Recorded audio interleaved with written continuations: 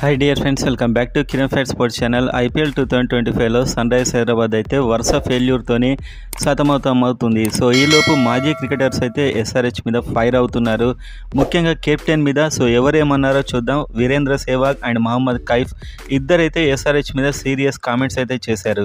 చూసే ముందు IPL fans వీడియోని లైక్ చేయండి అండ్ కామెంట్ చేయండి ఎస్ఆర్హెచ్ ఫెయిల్యూర్కి కారణం ఏంటనేది, అండ్ ఐపీఎల్ అప్డేట్ కోసం సబ్స్క్రైబ్ చేసుకోండి.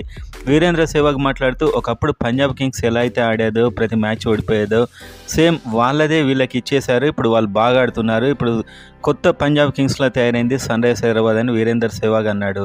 సో ఒక బిగ్ హిట్టింగ్ అదే స్ట్రాటజీతో వెళ్తున్నారు, కాస్త చూసుకొని ఆడట్లేదు. పిచ్ ఏదైనా కూడా అలానే ఆడి వీళ్ళు బోల్తా పడుతున్నారు అని చెప్పి తీవ్ర విమర్శలు అయితే చేశాడు.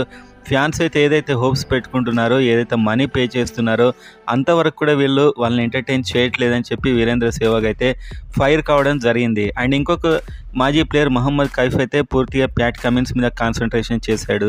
స్పిన్ వాడుకోవట్లేదు.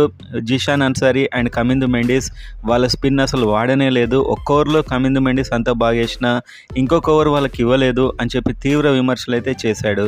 అదేవిధంగా కెప్టెన్సీ అండ్ మహమ్మద్ షమి వీళ్ళిద్దరు బౌలింగ్, సో వీళ్ళు ఆల్మోస్ట్ 12 పైన రన్స్తో ఇస్తున్నారు. మెయిన్ బౌలర్స్ ఇద్దరు కూడా ఇంతలా ఫెయిల్ అయ్యాక టీం ఎలా రాణిస్తుంది అని చెప్పి కూడా మహమ్మద్ కైఫ్ అయితే అన్నాడు. అండ్ ఇలాంటి ఆట తీరుతో మాత్రం ప్లే ఆఫ్ వెళ్ళదు.